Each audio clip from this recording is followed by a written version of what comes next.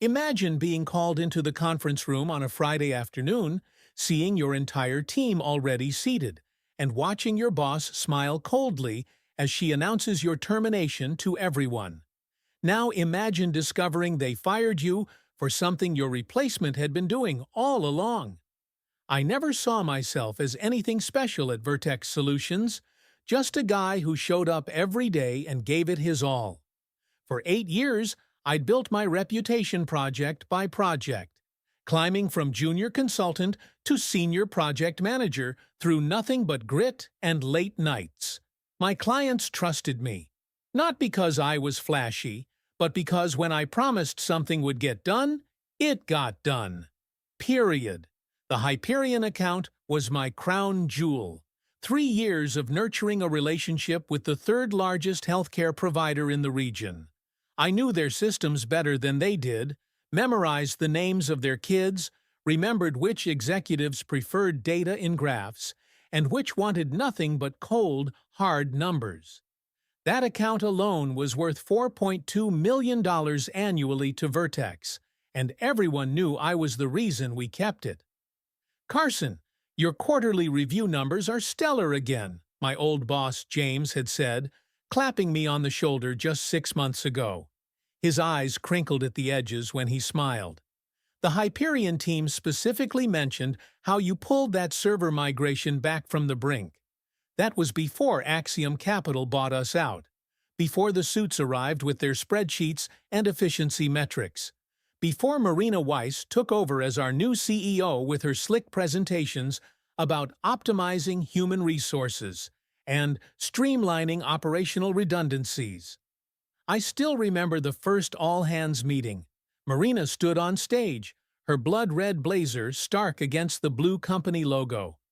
"Some of you will thrive in our new environment," she said, her eyes scanning the room like a predator. "Others will find themselves incompatible with our vision." The temperature in the room seemed to drop 10 degrees. Within weeks, familiar faces started disappearing. First from accounting, then from marketing. Each time, their belongings would be packed in cardboard boxes by the time we arrived in the morning. No goodbyes, no explanations, just empty desks and redacted email addresses. I threw myself into the Hyperion project, working 14-hour days. If excellence was the currency of job security, I'd be the richest man in the building. I'd just secured a contract extension that would upgrade their entire infrastructure. A $1.8 million add-on that I'd negotiated up from their initial $1.2 million budget. "Impressive work, Carson," Marina had said when the contract was signed, but her smile never reached her eyes. There was something calculating in the way she looked at me, like I was a line item she hadn't yet decided whether to cut. The first real warning sign came when Mark Donovan appeared at my office door one Tuesday morning. 32 years old, MBA fresh from Wharton, with perfectly styled hair and a smile that flashed too frequently to be genuine. "Carson, great to meet you," he'd said, his handshake firm but clammy. "Marina asked me to shadow you on Hyperion. Learn from the best, right?" Something twisted in my gut when he said it. I'd been in business long enough to recognize when someone was measuring the dimensions of my office. At first, it was just meetings. Mark would sit quietly, taking notes, asking intelligent questions. Then he started showing up to client calls I hadn't invited him to. Small decisions about the Hyperion project started being made without my input. Emails I was normally copied on stopped including my name. The confrontation came 3 weeks after Mark's arrival. I found him alone with Jessica Lim, Hyperion's CTO, in our company kitchen during a client visit. "Just between us, I think Carson's approach is a bit outdated," I overheard as I rounded the corner. "There are more aggressive savings we could implement if—" I felt my face flush hot. "Jessica, I was looking for you," I interrupted, my voice steadier than I felt. "I see you've met Mark." The tension in the room was electric. Mark's face flashed with momentary panic before settling into a practiced smile. Jessica looked uncomfortable, caught between us. That night, I stayed late reviewing the Hyperion numbers. Something wasn't adding up in our last quarterly report. Figures I supposedly had signed off on. Someone had adjusted the projected cost savings upward by 22% from my original estimates. Impossible numbers that Hyperion could never achieve with the implementation schedule we had planned. I was still staring at my monitor, stomach churning with realization, when Marina's calendar invitation appeared in my inbox. Mandatory team meeting. Friday, 3 p.m., conference room A. And just like that, I knew. The board had been set. The pieces were in motion. What I didn't realize was how public my execution would be. I should have seen it coming, but denial is a powerful drug. The week after I caught Mark talking to Jessica, my access to the main Hyperion database was mysteriously glitched. ET claimed they'd fix it immediately, but 3 days later, I was still locked out while Mark had full permissions. "It's probably just a system update issue," Mark said with that practiced smile, leaning against my doorframe. "I can pull any data you need in the meantime." His confidence grated against my nerves like sandpaper. The following Monday, I arrived to find my regular 9 a.m. status meeting with the development team had been moved to 8 a.m. and had already finished. Mark sat at the head of the table. My team gathered around him like he was feeding them golden insights instead of my strategies repackaged with buzzwords. "Oh, Carson," he feigned surprise. "Marina thought it would be good for me to lead today since you've been so swamped. We didn't want to bother you with the basics." I felt my fists clench at my sides. "The basics?" I repeated, my voice dangerously quiet. The room fell silent as my team averted their eyes, suddenly fascinated by their laptops. They knew. They all knew what was happening, and not one of them was willing to speak up. That night, I found discrepancies in 3 more reports. All documents showing my electronic signature but containing projections I would never have approved.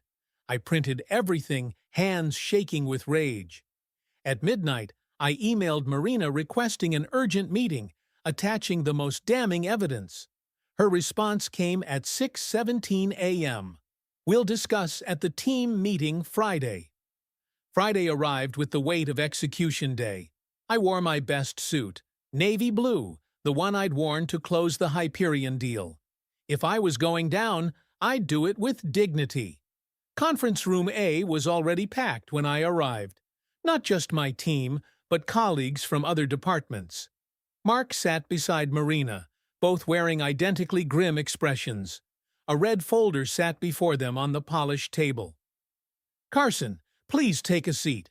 Marina gestured to the lone chair facing everyone else. Not beside them, in front of them, like a defendant before a jury. My mouth went dry as I sat down. The room smelled of coffee and anticipation. "We've called this meeting to address some serious concerns," Marina began, her voice carrying the practiced tone of someone who'd rehearsed this speech. "As you know, Vertex Solutions prides itself on accuracy and integrity in client reporting." She slid the red folder toward me.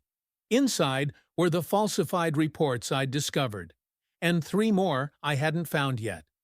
"Would you care to explain these discrepancies?" Her eyebrow arched perfectly. A trap, perfectly laid. "These aren't my numbers," I said, struggling to keep my voice level. "I never approved these projections. Someone has been—" "Your digital signature is on every document," Marina interrupted. "Are you suggesting someone hacked our secure system?" Mark leaned forward, concern etched on his face like a bad actor playing sympathy. "Carson, we all make mistakes under pressure. The important thing is accountability." Something snapped inside me. 3 years of building Hyperion, 8 years with the company, all being dismantled by this snake in a designer suit. I stood up so quickly my chair toppled backward, the crash echoing through the suddenly silent room. "You son of a bitch!" I snarled, lunging across the table. My hands found Mark's collar before security could react, yanking him halfway across the polished surface. Reports scattered like leaves in a storm. "You did this! Tell them!" Mark's eyes widened with genuine fear as my fist cocked back. Security grabbed my arms, pulling me away as Marina shouted for order. I fought against their grip, wild with injustice. "Carson Adams, you're terminated, effective immediately," Marina announced over the chaos, her voice ice-cold. "Security will escort you to collect your personal belongings." The room spun as reality crashed down. Colleagues I'd worked with for years stared with a mixture of horror and pity. Some looked away, unable to meet my eyes. Only Mark held my gaze, a flicker of triumph behind his mask of shock. "You've made a mistake," I said, my voice breaking. "Those reports were tampered with. Hyperion will never hit those numbers." "That's enough, Carson," Marina said, signaling to security. "Mark will be taking over the Hyperion account effective immediately. He's already been working with Jessica to ensure a smooth transition." The betrayal hit me like a physical blow. Jessica, my main contact at Hyperion for 3 years, had already been poached. The pieces fell into place with sickening clarity. This hadn't been a sudden decision. They'd been planning this for weeks, maybe months. 20 minutes later, I stood in the parking garage, a cardboard box containing 8 years of my life in my arms. My security badge had been deactivated, my company phone wiped, my email already returning bounce messages. As I loaded the box into my trunk, I caught movement from the corner of my eye. Mark stood by the elevator, watching me. When our eyes met, he didn't look away or pretend he wasn't staring. Instead, he smiled and raised his coffee mug in a mock toast. I had never hated anyone with such perfect clarity. In that moment, I wanted to charge across the garage and finish what I'd started in the conference room. Instead, I slammed my trunk closed, got into my car, and drove away from Vertex Solutions, for what I thought would be the last time. I had no idea then that fate would bring me back, or what would be waiting when I returned. The first week after being fired was a blur of self-pity and rage. I cycled through emotions like TV channels. Furious one moment, devastated the next. I drank too much, slept too little, and ignored calls from concerned friends. My apartment became a shrine to unemployment. Takeout containers piling up, curtains perpetually drawn, the stench of failure hanging in the air. It was Jessica from Hyperion who finally broke through my haze. Her text was simple. "Carson, we need to talk." Not about work. Coffee tomorrow? I almost ignored it. What was the point? But something, pride maybe, or just the need to shower for the first time in days, propelled me to Blackbird Coffee the next morning. Jessica looked nervous when I arrived, eyes darting around the cafe. "I shouldn't be telling you this," she whispered, leaning across the table. "Mark's been changing the implementation timeline. He's promising results in half the time you estimated." "That's impossible," I said, feeling my pulse quicken. "The system integration alone takes—" "I know," she cut me off. "And there's more. The cost savings he's projecting? They're even higher than the reports you supposedly signed off on." The pieces started clicking together. "Jessica, those weren't my reports. Someone altered them before that meeting." Her eyes widened. "Carson, our CFO is making budget decisions based on Mark's promises. If these projections are fabricated—" I felt something shift inside me, the fog of depression burning away under the heat of purpose. "Do you have access to the original project plans? My versions?" Jessica nodded slowly. "They're in the archive system. I can pull them without raising flags." That night, I created a war room in my apartment. Timelines, projections, implementation schedules, all mapped on my living room wall. With Jessica's help, I obtained copies of every document Mark had modified. The pattern was clear. He'd systematically inflated performance projections while reducing timeline estimates. Hyperion was being set up for a catastrophic failure, and I had been set up as the fall guy months before. But knowledge wasn't enough. I needed leverage. I'd always been methodical, but now I became obsessive. I enrolled in advanced certification courses, updating skills I'd neglected. I reconnected with industry contacts, carefully building a consulting portfolio without mentioning my plans. Every night, I documented more evidence of Mark's deception: emails from Jessica, screenshots of altered documents, comparative analyses showing the mathematical impossibility of his projections. 3 weeks in, Jessica called in a panic. "They've moved up the first major integration. Mark promised it would be ready by Friday." "That's 2 months ahead of schedule," I said, blood running cold. "The middleware isn't compatible with—" "I know," she replied. "Carson, when this fails, they'll blame my team for the implementation." That night, I sat staring at my evidence wall, a strange calm settling over me. For weeks, I'd fantasized about storming into Vertex with guns blazing, exposing Mark in a blaze of righteous fury. But that would only make me look unstable, confirming their narrative about my termination. No, revenge wouldn't come through confrontation. It would come through calculation, through patience, through being exactly what Mark wasn't: thorough, honest, and prepared. I picked up my phone and called Thomas Reynolds, Hyperion's CEO, a man I'd built a relationship with over 3 years but had never contacted directly since my firing. "Carson," he answered, surprise evident in his voice. "I was told you left the project voluntarily." "I need 30 minutes of your time," I said quietly. "After that, if you want me to disappear, I will. But those 30 minutes will save Hyperion millions." The silence stretched for what felt like minutes. "Tomorrow, 7 a.m., my office," he finally said. "Come through the service entrance. This meeting doesn't exist." As I hung up, I looked at my reflection in the dark window, thinner, with shadows under my eyes, but something else too. A hardness that hadn't been there before. Mark had taken my job, my reputation, my security. But in doing so, he'd stripped away something else: my naivete. It would be about redemption. Thomas Reynolds' office occupied the entire top floor of Hyperion's headquarters. Floor-to-ceiling windows offered a panoramic vista of the city awakening below. I'd rehearsed this moment countless times, but standing there, watching him review my evidence in silence, my mouth went dry. "If these allegations are true," he finally said, looking up from my documentation, "we're 3 weeks away from a catastrophic system failure." $4 million in sunk costs at minimum, I confirmed, plus operational downtime, potential data loss. Reynolds' face hardened. "I want an emergency audit. Today?"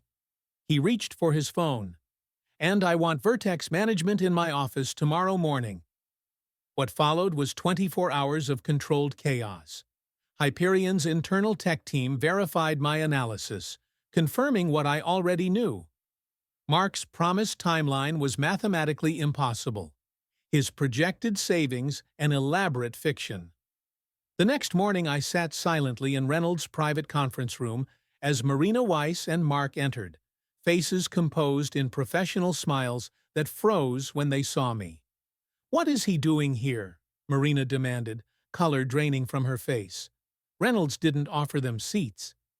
"Mr. Adams has brought some discrepancies to my attention," he said coldly. "Discrepancies that would have cost Hyperion millions had they gone undetected." Mark's eyes darted between us, his practiced confidence evaporating. "Whatever he's told you, Mr. Reynolds, Carson was terminated for cause. His accusations are—" "Backed by forensic evidence," Reynolds interrupted, dropping a thick folder on the table. "Your server logs show who modified which documents and when. The electronic signatures were applied using Carson's credentials while he was demonstrably in client meetings." Marina stepped forward. "Thomas, There must be some mistake. We can work this out. The mistake, Reynolds cut in, was thinking you could sacrifice quality for quick profits on my account. Effective immediately, Hyperion is terminating its contract with Vertex Solutions. You can't do that, Marina whispered, panic creeping into her voice. The cancellation penalties alone will be waived due to material breach of contract, Reynolds finished. My legal team is drafting the paperwork now. Mark lunged toward me suddenly, his face contorted with rage. You orchestrated this. You sabotaged everything. His fist connected with my jaw before security could intervene. The pain exploded across my face, but I didn't fall, didn't flinch. I stood my ground as they dragged him backward, watching the last vestiges of his professional facade crumble. I didn't have to sabotage anything, Mark, I said quietly, tasting blood. You did that yourself when you decided shortcuts were more important than results. As security escorted them out, Reynolds turned to me. Carson, I owe you an apology and a job offer. Hyperion needs someone to oversee this project directly.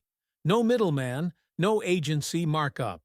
Double your previous salary, reporting directly to me. The irony wasn't lost on me. 3 hours later, I walked through Vertex's lobby as an official Hyperion executive. My former colleagues stared in shock as I was escorted to the Hyperion project room. Now, my project room. Mark was cleaning out his desk when I entered, security hovering nearby. Our eyes met across the room. All his smugness had evaporated, replaced by naked fear. You won't last 6 months, he hissed as I approached. They'll find someone younger, cheaper. Maybe, I conceded, stopping before him. But I'll last long enough to fix what you broke. Long enough to remember that results matter more than promises. I leaned closer, my voice for his ears only. You know what your mistake was, Mark? You thought this was about climbing ladders. It never was. It was about building something that works. His face flushed crimson. For a moment, I thought he might swing at me again. Instead, he grabbed his box and shouldered past me toward the door. I watched him go, feeling no triumph, no joy, just a quiet vindication. As he reached the threshold, I called after him. Mark? He turned, eyes burning with humiliation. I tossed my visitor badge onto his pile of belongings. You forgot something. That afternoon, I stood in my new office at Hyperion headquarters, watching the sunset paint the city gold. My phone hadn't stopped buzzing with messages from former colleagues, some congratulatory, others seeking favor. Many simply trying to rewrite history and claimed they'd always been on my side. I answered none of them. The truth is, getting fired was the best thing that ever happened to me. It stripped away illusions about corporate loyalty. It taught me that competence without vigilance is vulnerability. Most importantly, it showed me that sometimes you have to lose everything to discover what you're truly worth. They say living well is the best revenge. They're wrong. The best revenge is becoming so essential that the people who discarded you realize exactly what they lost, and have to live with that knowledge every single day. I opened my laptop and began correcting Mark's errors, one by one. The work would be challenging, the hours long, but this time I wasn't building someone else's empire. I was building my own.